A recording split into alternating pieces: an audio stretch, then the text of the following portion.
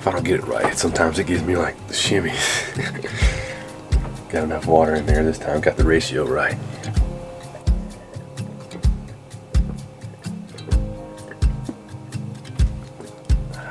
Well, this bottle's all gone.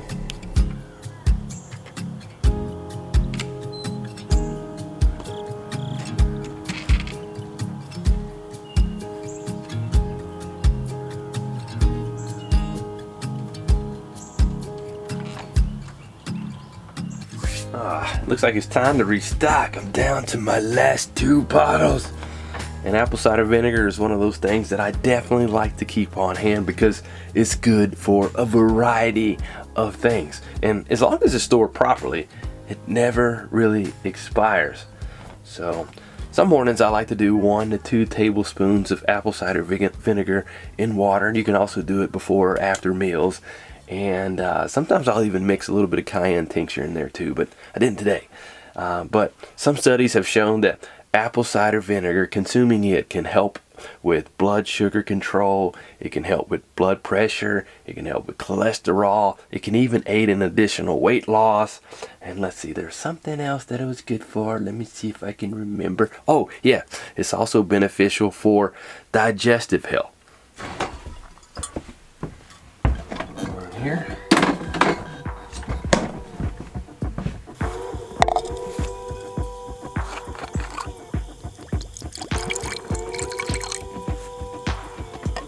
A little bit more.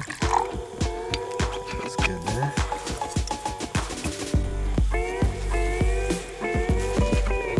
Fill up this 5-gallon bucket with water.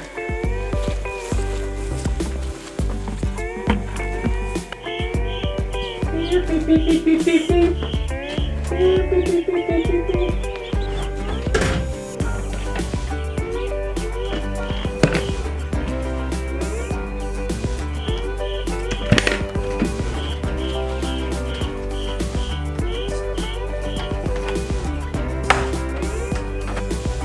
the spray off the outside of these.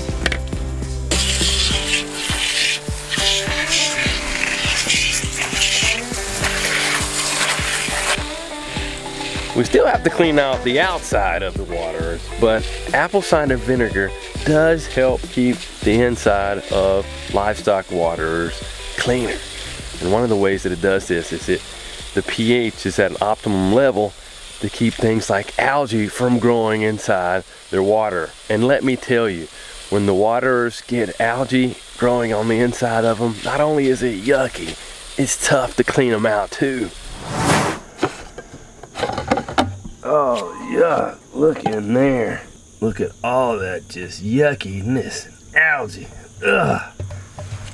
If only I'd have used apple cider vinegar in here, I wouldn't have to do this. Gross.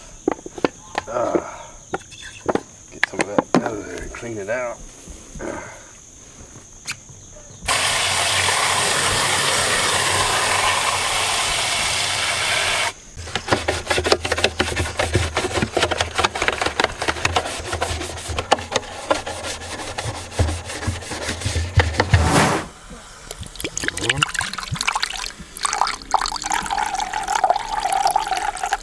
Quarter to a half cup. Okay, go ahead and fill up another 5-gallon bucket.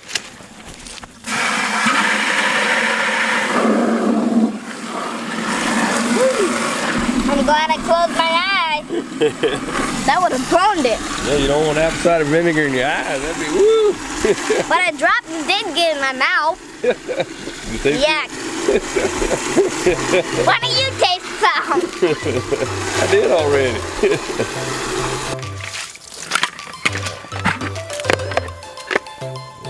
Apple cider water.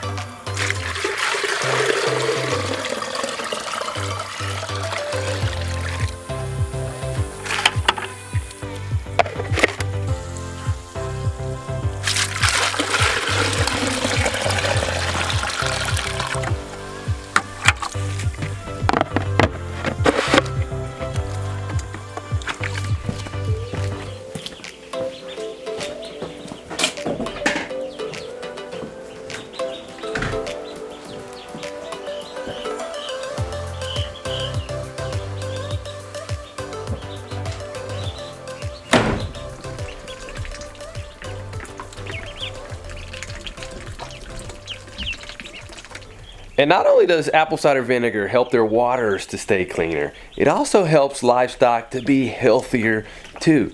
And one of those ways is it helps their bodies to better fight off harmful bacteria.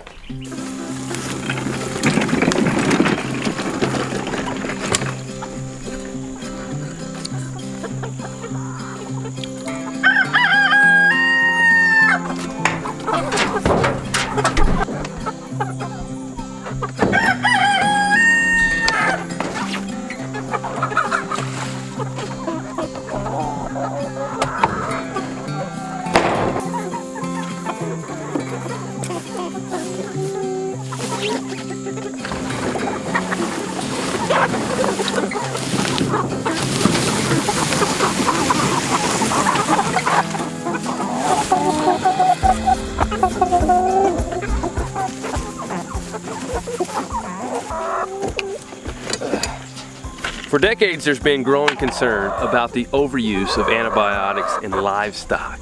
And this overuse has contributed to the rise of antibiotic resistant bacteria. And many say that apple cider vinegar is a great alternative to antibiotics in livestock.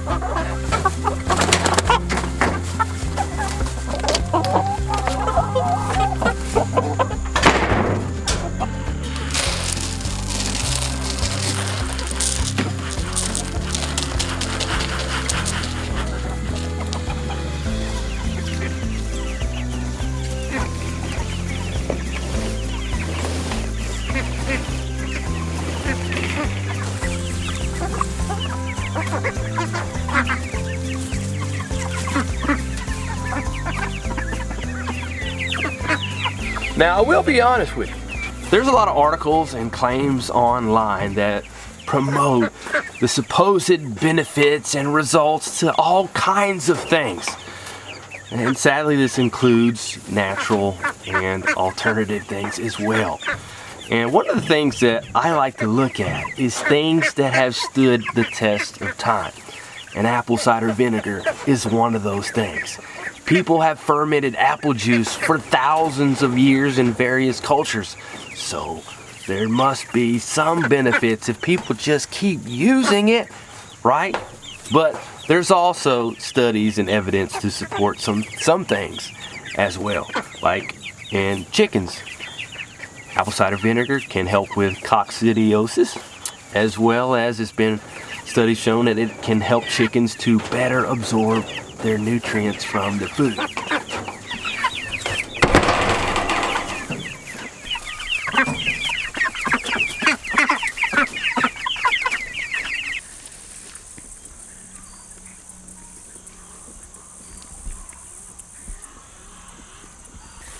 And in addition to chickens, apple cider vinegar can be used with turkeys, ducks, goats, dogs, and many other animals.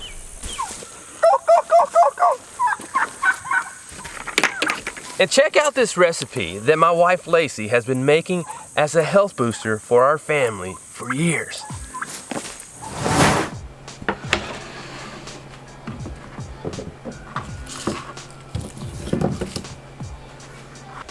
Apple cider vinegar has been used for thousands of years as a health tonic.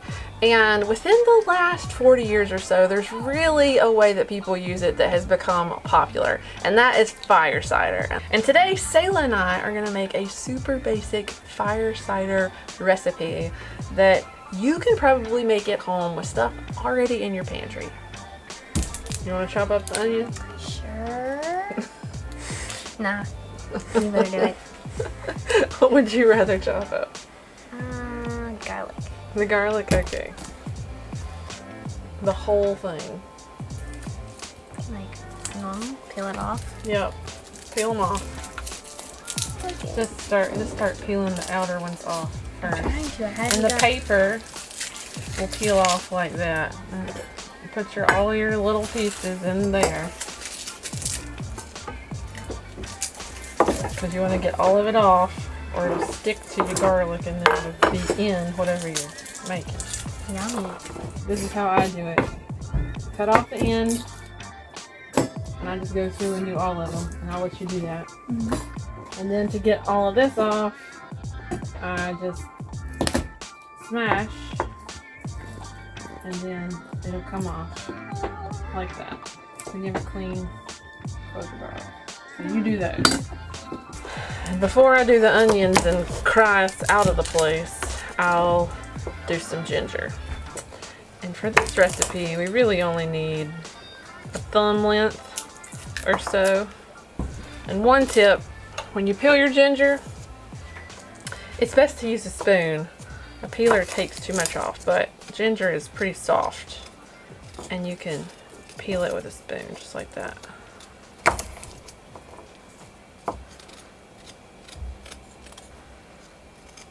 Got my peels, put those in the compost. Selah, your garlic looks great, but I'm gonna get you to do thin slices or mince it up for me. Alright. It's kind of hard to believe I've been cutting stuff up for like 4 or 5 years now. Yeah, and you hadn't even cut off your finger yet. Not yet. Hopefully that's a no-go. Yeah, hopefully. You're doing a fantastic job mincing that garlic though. Thank you. Now, onto the hot peppers. Lovely. These you want to make sure you don't cut and then touch any sensitive areas. This is a habanero. It's very hot. So, I'll do this to spare you.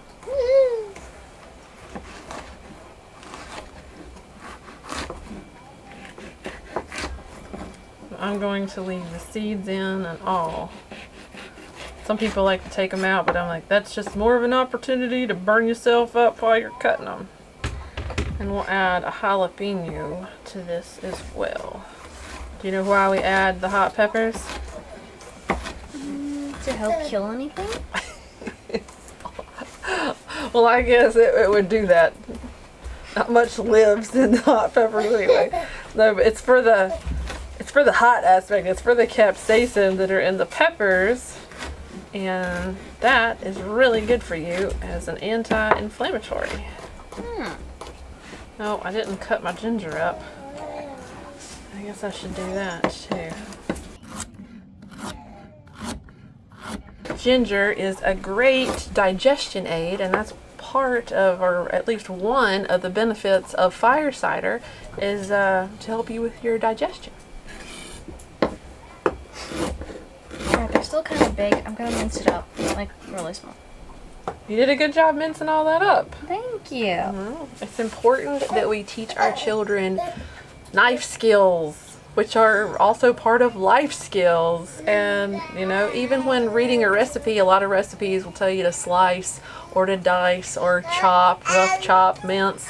These are all things that, you know, I want her to know so she can even, you know, read a recipe and do what it says.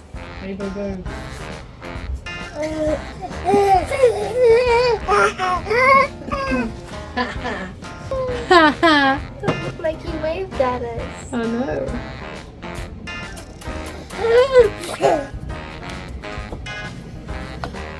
Okay. The last thing we have to cut up is our onion. And I'll take one for the team and I'll cut it up so you don't get all teary-eyed. Thank you. Since you don't like cutting onions up. They're strong, so I think I'm gonna still get teary-eyed. I'll do it fast.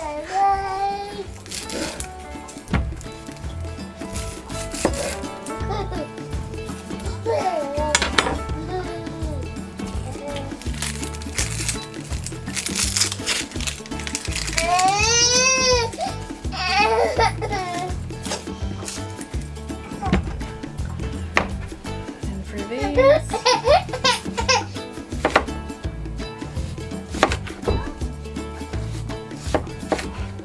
Do you know why we add onion and garlic to our fire cider? Well, onion and garlic have sulfur in them, and actually you may not know this, but we need sulfur to do a lot of different functions in our body. And when my parents were sick a few years ago, I made them an onion poultice to go on their chest to help with all the respiratory stuff they had going on, and it worked great. So garlic and onion are 2 more ingredients that we're adding in our fire cider that just make it even more helpful. Get these. There we go. Now our onion is cut up. Now we're going to layer our ingredients in our jar. Now you really don't have to layer it like this. You could blend all these up together and pour them in all at once, but I like to layer them. And it doesn't matter what you start with. I'll start with onion. Throw in some ginger.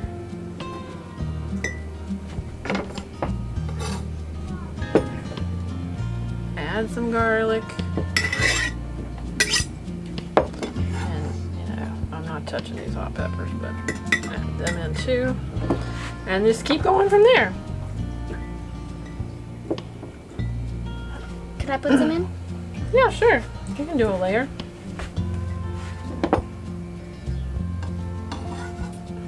Yeah.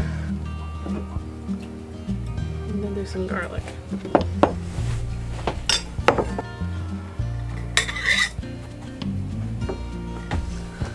And it's really that easy.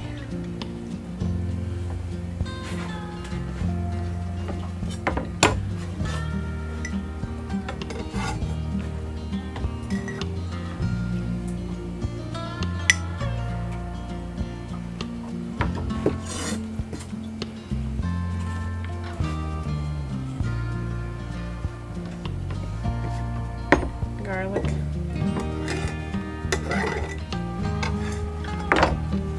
And I'll just top it off.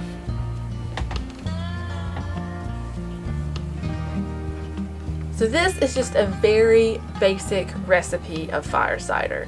If you look online, you're going to find recipes with lots of other ingredients.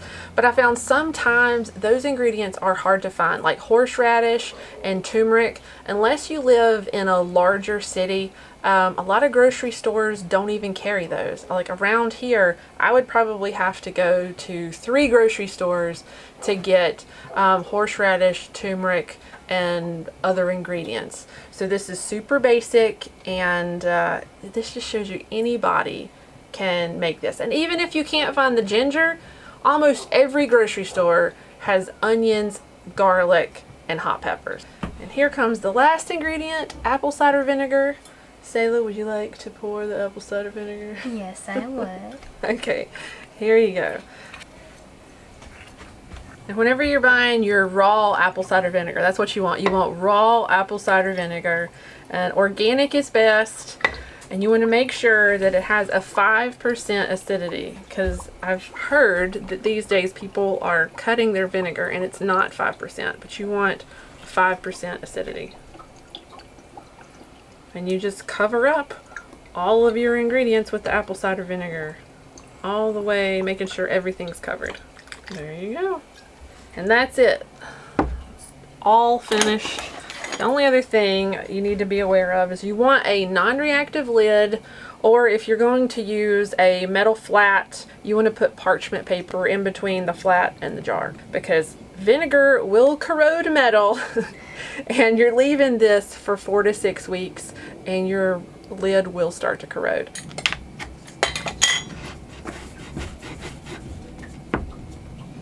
It sits on your counter. You just come by every other day or so and shake it up. So after letting it sit for 4 to 6 weeks, you do want to strain out all of the ingredients in here, and then you're left over with your fire cider. You can mix honey with that to make it a little more palatable. Depending on how many hot peppers you put in there, you might need it because it gets pretty spicy. But you can take a teaspoon to tablespoon every single day for an immunity boost, or if you feel yourself getting sick, you can take 1 teaspoon to 1 tablespoon like 3 times a day, and it'll help you kick that, you know, whatever you got going on. And some people just enjoy the flavor and use it on their salads as salad dressing.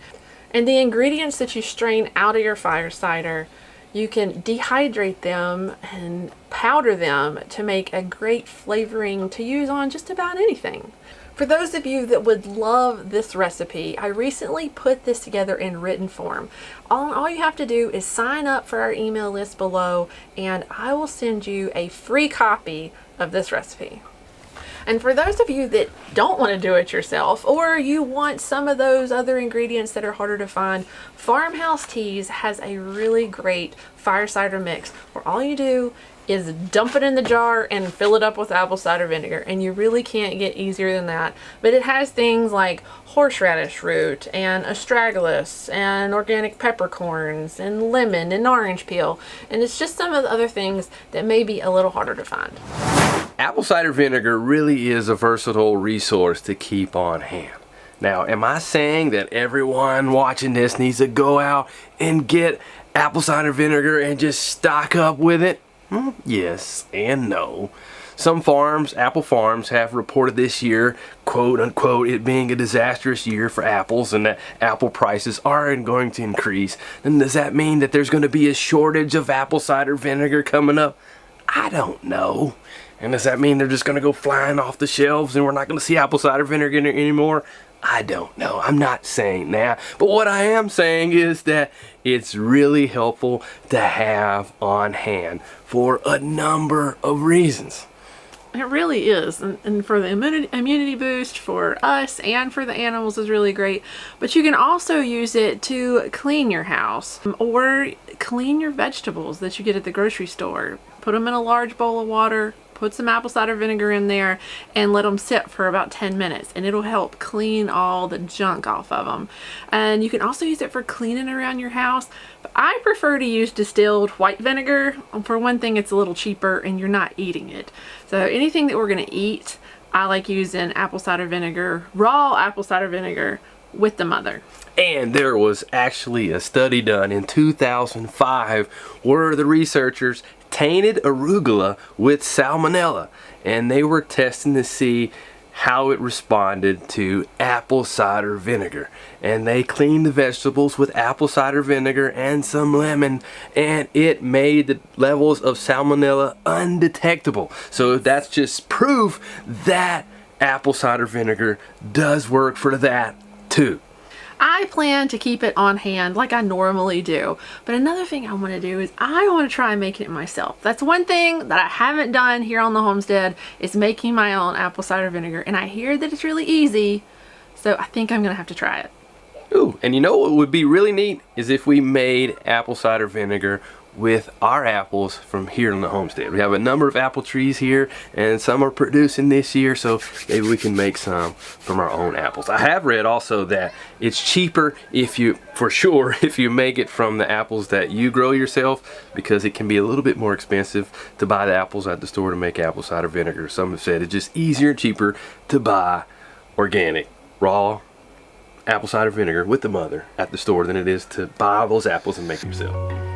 But if this was a disastrous year, we might have to make it ourselves. Just might have to. But either way, because apple cider vinegar is so good and so useful in so many areas, plan to stock up on it. Either way.